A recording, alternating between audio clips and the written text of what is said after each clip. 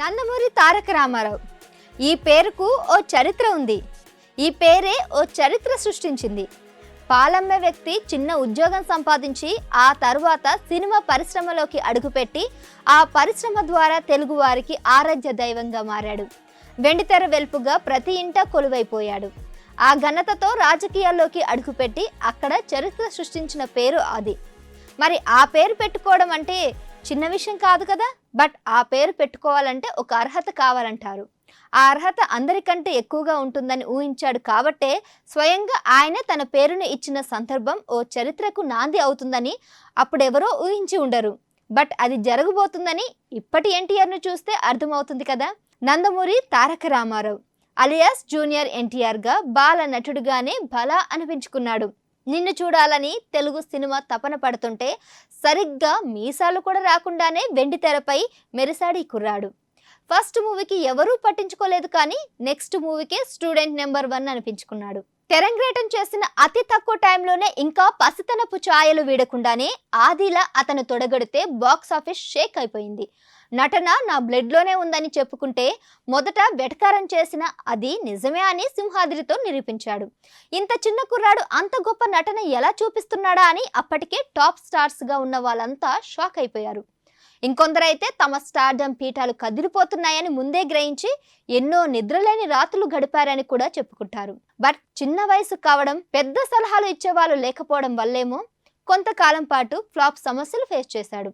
దీనికి తోడు బాగా లావుగా కూడా ఉన్నాడు. ఆ పర్సనాలిటీతో కూడా రాఖీ సినిమాలో ఎన్టీఆర్ నటన చూస్తే కన్నీళ్లు పెట్టకుండా ఉండలేం. ఓ గ్రేట్ మెచ్యూరిటీ పర్ఫార్మెన్స్ అది. ఈ సినిమాతో అతనికి అభిమానులుగా మారిన వాళ్ళు ఎందరో ఉన్నారు. బట్ అప్పుడే రాజమౌళి చేసిన విమర్శను సీరియస్గా తీసుకొని సన్నగా కరెంటు తీగలాగా మారాడు. కంత్రీలా తిరిగి వచ్చాడు.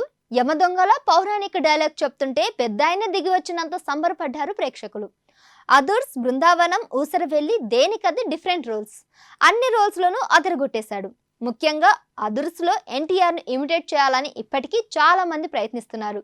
బట్ అతని దరిదాపుల్లోకి కూడా రాలేకపోతున్నారు అనేది నిజం. ఆ డిక్షన్ పట్టుకోవడం అంత సులువుగా అందరికీ సాధ్యం కాదేమో కూడా. తర్వాత మళ్ళీ కొన్ని ఫ్లాపులు. ఈసారి కాస్త ఆలోచించాడు. గ్యాప్ తీసుకొని డిసైడ్ అయిపోయాడు. అంతే, అప్పటి నుంచి దయగాడి దండయాత్ర మొదలైంది. టెంపర్తో మొదలైన విజయ పరంపర ఇప్పటికీ ఆగలేదు. నాన్నకు ప్రేమతో, జనతా గ్యారేజ్, జైలవకుశ, అరవింద సమేత వీరరాఘవ, RRR ఇలా ఒక్కో సినిమాతో ఒక్కో రేంజ్కు వెళ్తూ ఇప్పుడు గ్లోబల్ స్టార్గా అవతరించాడు. ఫ్యాన్స్ అంతా మ్యాన్ ఆఫ్ మ్యాసెస్ అని పిలుచుకుంటున్నారు. ప్రస్తుతం దేవర 1తో సిద్ధమవుతున్నారు. బర్త్డే సందర్భంగా వచ్చిన పాట యూట్యూబ్ను షేక్ చేస్తుంది. అనిరుద్ అందించిన మ్యూజిక్కి ఎన్టీఆర్ అగ్రెషన్ తోడై ఈ పాట నెక్స్ట్ లెవెల్లో వినిపిస్తుంది. తర్వాత వార్ 2తో బాలీవుడ్లో అడుగు పెడుతున్నాడు. మొత్తంగా చాలా చిన్న వయసులోనే తెలుగు సినిమా బాక్స్ ఆఫీస్ను షేక్ చేసి మీసాలు కూడా రాకుండానే ఎన్నో రికార్డులను తుడిచివేశాడు. మరెన్నో రికార్డులు క్రియేట్ చేశాడు.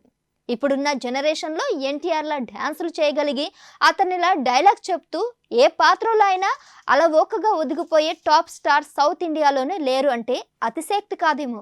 That is NTR. తాతకు తగ్గ మనవడిలా తాతను మించి ఎదుగుతాడు అనిపించే విధంగా దూసుకుపోతున్న ఈ నందమూరి తారక రాముడు ప్రస్థానం మరింత విజయవంతంగా సాగాలని కోరుకుంటూ మైక్ టీవీ తరపు నుంచి మనము బర్త్డే విషెస్ చెప్దాం.